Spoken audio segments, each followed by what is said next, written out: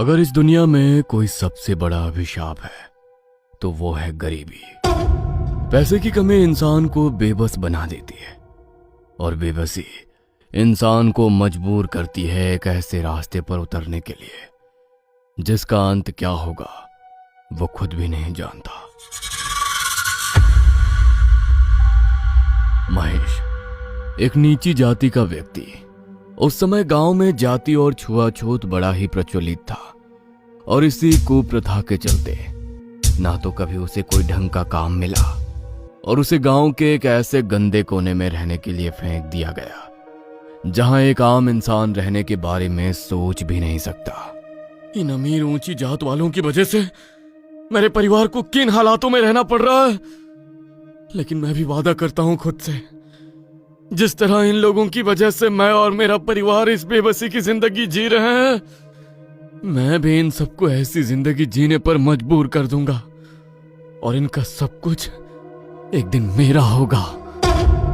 महेश का मन अब दुख और पीड़ाओं से भर चुका था। उसे अब बस चाहिए था अपना हक, जो उसे कभी नहीं मिला। बात होली से 3 दिन पहले की है। होली की मिठाई देने महेश का एक रिश्तेदार उसके घर आया। घर में बस एक टूटी हुई चारपाई और टेढ़ा टंगा हुआ एक बल्ब था। खाने को बस एक दिन जितना खाना ही घर में रखा था। घर की हालत तो बहुत खस्ता है महेश। तू भी इन हालातों को सुधारने के लिए बिरजू की तरह कुछ करता क्यों नहीं है? बिरजू की तरह? क्या किया बिरजू ने? मैंने सुना है बगल वाले गांव के बिरजू ने अपने घर में मटिया को पाला है।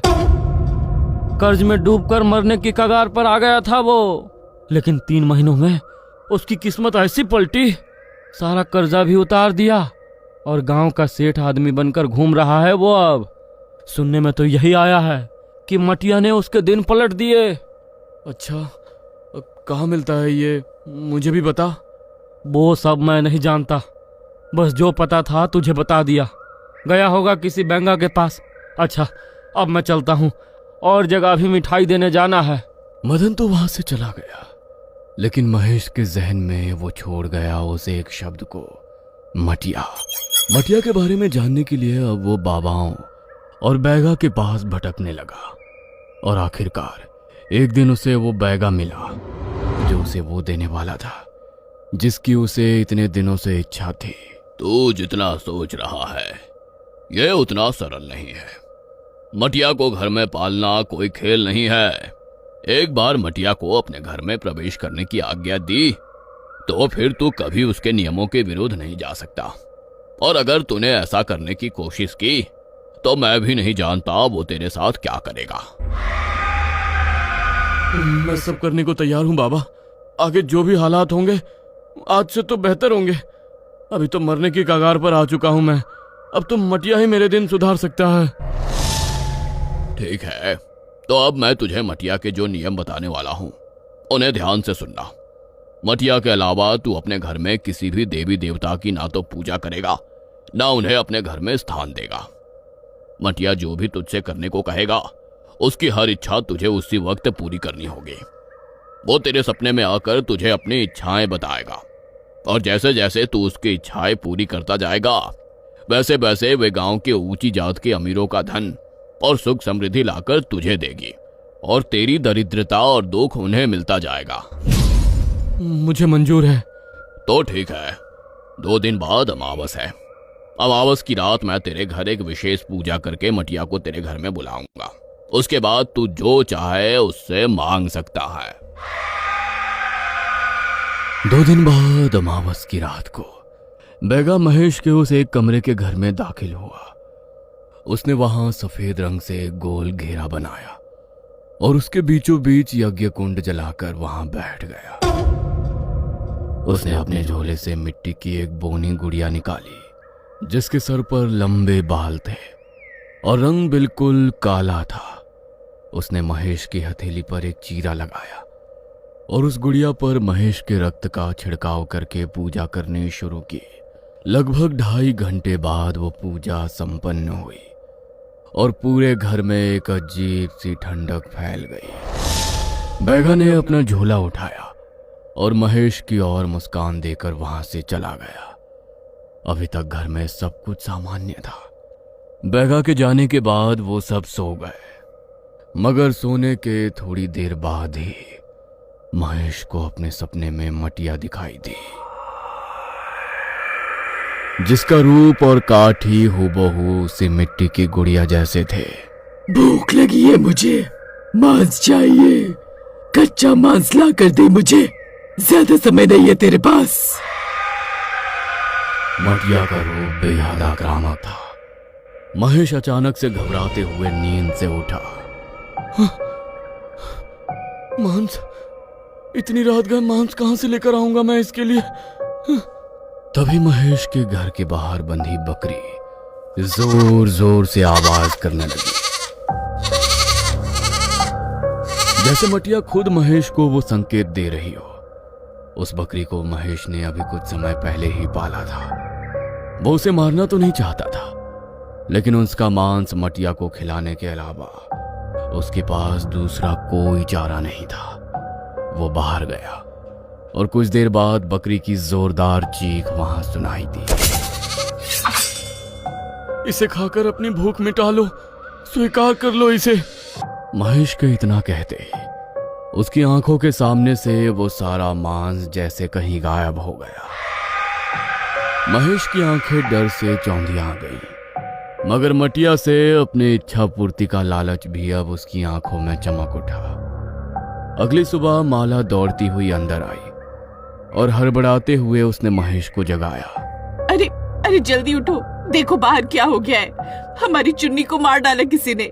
महेश बौखलाते हुए उठा और बिना कुछ बोले माला के साथ बाहर आंगन में आ गया, जहां चुन्नी की हड्डियों का ढेर पड़ा था, मगर उसके साथ ही एक काले कपड़े में लिपटी हुई कोई चीज भी रखी थी। महेश ने वो उठाया और माला का हाथ पकड़कर उसे घर के अंदर ले आया। क्या है इसमें? खोलता हूं। महेश ने उस काले कपड़े की गांठ खोली तो उसके अंदर एक बेहद सुंदर बक्सा था और बक्से के अंदर थे पूरे 1 लाख रुपए। इतने सारे पैसे कहाँ से आए ये? किसी से उधार लिए क्या? लेकिन हमें तो कोई उधार भी नहीं दे सकता, तो फिर किसके पैसे हैं ये? हमारे हैं माला, ये सारे पैसे अब हमारे हैं। मैंने मटिया की एक इच्छा पूरी की और उसके बदले उसने मुझे मेरे मुंह मांगे पूरे 1 लाख रुपए दे दिए। इसका मतलब ये सचमुच काम करती है। अगली बार जब वो मेरे सपने में आकर मुझे अपनी इच्छा बताएगी तो मैं उससे इतनी दौलत मांगूंगा जितनी इस पूरे गांव में किसी के पास कभी नहीं हो सकती। ये क्या बोल रहे हो आप? कैसी बहकी बहकी बातें कर रहे हो? मटिया, इच्छा, क्या है ये सब? महेश ने माला को सब बताया तो पैसों के लालच से माला की आंखें भी चमक उठी। महेश अपनी बीवी और बेटे के लिए नए कपड़े लाया, घर में कुछ सुविधाएं की और घर में अच्छे खाने का इंतजाम कर दिया। उसे इंतजार था कि अब मटिया अगली बार कब उसके सपने में आएगी, लेकिन कई रातों तक वो उसे सपने में दिखाई नहीं दी। तो महेश का मन अब अंदर ही अंदर बेचैन हो उठा। ये मटिया मुझे सपने में आकर अपनी इच्छा क्यों नहीं बता रही है? मुझे तुम्हारी मदद की जरूरत है। मुझे सपने में आकर मुझे अपनी इच्छा बताओ। अगर मुझसे कोई गलती हुई है तो माफी मांगता हूं मैं तुमसे।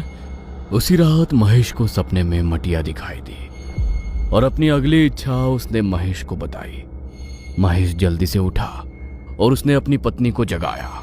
जो नई साड़ी लेकर आया था मैं तुम्हारे लिए, वो दो मुझे, और सारा नया श्रृंगार का सामान भी, चूड़ियां, सिंदूर, सब कुछ। इतनी रात गए ये सब क्यों? मटिया की इच्छा है माला, जल्दी दो।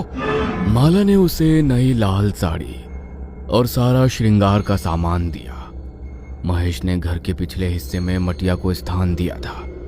उसने वहां जाकर वो सारा सामान मटिया को अर्पित कर दिया और अपनी इच्छा बोलकर वहां से आ गए। लेकिन उसके चेहरे पर एक अजीब सा उदासीपन था। क्या हुआ? इच्छा पूरी कर तो दी आपने मटिया की, तो चेहरे पर चिंता कैसी है आपके? मटिया ने सिर्फ तुम्हारा नया श्रृंगार का सामान नहीं, बल्कि तुमसे तुम्हारा श्रृंगार छीन लिया है। क्या मतलब? मतलब कि अब तुम कभी श्रृंगार नहीं कर सकती। तुम्हें हमेशा के लिए अपना सारा श्रृंगार त्यागना होगा, और अगर तुमने ऐसा नहीं किया तो मटिया हमारे घर से चला जाएगा। नहीं नहीं, मटिया की अगर यही इच्छा है तो मैं इसे पूरा करूंगी, त्याग दूंगी सारा श्रृंगार। एक औरत के लिए उसका श्रृंगार त्यागना सबसे बड़ा दुख होता है, क्योंकि इसे केवल ऐसी परिस्थितियों में त्यागा जाता है जब उसका संसार उजड़ चुका हो। लेकिन पैसों के लालच के चलते वो उसकी हर इच्छा मानने को तैयार थे। धीरे धीरे महेश को खुद ब खुद कभी जमीन में गड़ा हुआ धन तो कभी घर में रखी पैसों और सोने से भरी संदूक मिलने लगी। गांव के अमीरों का धन लुप्त होकर उसके पास आने लगा और कुछ ही महीनों में वो गांव का सबसे धनवान व्यक्ति बन गया। गांव के बीचों बीच उसने अपनी इतनी बड़ी हवेली बनाकर तैयार की जितनी गांव के सबसे रईस आदमी के पास भी नहीं थी। मटिया कभी उसे सपने में आकर आधी रात को शमशान में जाकर कोई विशेष पूजा करने को बोलती तो कभी उसके रक्त का पान करती। गांव वालों ने भी बहुत बार उसे कभी उसकी छत पर तो कभी शमशान में अजीब तरह की पूजा करते हुए देखा और धीरे धीरे ये बात पूरे गांव में फैल गई। गांव के चौराहे पर कुछ लोग जमावड़ा लगाए बैठे थे और सबकी जुबान पर सिर्फ महेश का नाम था। ना जाने कौन सी काली विद्या सीख ली है इसने। यहाँ हम दिन पर दिन गरीब होते जा रहे हैं और इसके घर में धन के भंडार भरते जा रहे हैं। 1 साल के भीतर कितने नए व्यवसाय खोल चुका है ये। इससे एक बार अच्छी तरह बात करनी ही पड़ेगी, वरना हम बिल्कुल खाली हो जाएंगे। गांव के वो लोग जिनका कुछ समय पहले दबदबा चलता था और आज वो कंगाली की कगार पर आ चुके थे, महेश के घर पहुंचे, मगर उसके घर की चकाचौंध देखकर उनके पैरों तले से जमीन खिसक गई। क्या करने आए हो तुम लोग यहाँ पर? मेरे घर में कदम रखने की हिम्मत कैसे हुई तुम्हारी? सच सच बता महेश, आखिर कौन सी काली विद्या का सहारा लेकर कर रहा है तू ये सब? हम अच्छी तरह जानते हैं तेरे पास जो धन आया है वो हमसे छीना है किसी शक्ति ने और तुझे दिया है। बंद कर दे ये सब करना, वरना ठीक नहीं होगा। बस बहुत हो गया। अगर तुम जानते ही हो कि यह सब मैंने किसी काली शक्ति के जरिए किया है तो यह भी समझ जाओ कि अगर मैं उसके जरिए तुमसे तुम्हारा सब कुछ छीन सकता हूं तो तुम्हें नुकसान पहुंचाना भी मेरे लिए कोई मुश्किल काम नहीं है। तेरा अहंकार और लालच तेरे सर पर चढ़ गया है, लेकिन एक बात याद रख महेश, ज्यादा अहंकार और लालच इंसान को विनाश की तरफ ले जाता है। तेरा समय भी आएगा, जरूर आएगा। महेश को उसकी कही हुई बातें बर्दाश्त नहीं हुई और उसने सोचा कि एक एक करके वो इन सब गांव वालों का विनाश कर देगा।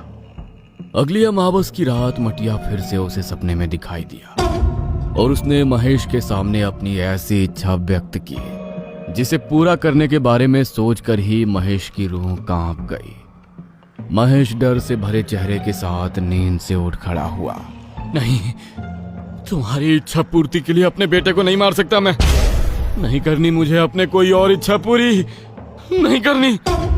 महेश को लगा कि अगर वो मटिया से आगे कोई इच्छा नहीं मांगेगा तो उसे उसकी इच्छा भी पूरी नहीं करनी पड़ेगी, मगर मटिया को जो अपने घर में स्थान देता है उसकी हर इच्छा की पूर्ति करना उसके लिए अनिवार्य बन जाता है, वरना उस वरदान को अभिशाप बनने में ज्यादा समय नहीं लगता। अगली सुबह महेश के कानों में एक जोरदार चीख सुनाई दी। वह हड़बड़ाते हुए उठकर दूसरे कमरे में गया तो उसकी पत्नी बिलख बिलख कर रो रही थी, क्योंकि मटिया ने जो मांगा था वो उसे ले जा चुका था। महेश का बेटा मारा गया और उस दिन के बाद धीरे धीरे उसकी सारी संपत्ति भी उससे छीनने लगी। उसकी पत्नी बहुत बीमार पड़ गई और बड़े से बड़े डॉक्टर ने भी उसका इलाज करने से मना कर दिया। मटिया भी अब उसे सपने में दिखाई नहीं देता। महेश जानता था कि ये सब उसी की वजह से हो रहा है। उसने बहुत बार बहुत से तांत्रिकों से उस मटिया से अपना पीछा छुड़ाने की कोशिश की, लेकिन कोई भी ऐसा नहीं कर पाया और उसका अंत वही हुआ जो होना तय था। एक रोज उनके घर में महेश और उसकी पत्नी का शव मिला और उसका पूरा वंश हमेशा हमेशा के लिए खत्म हो गया।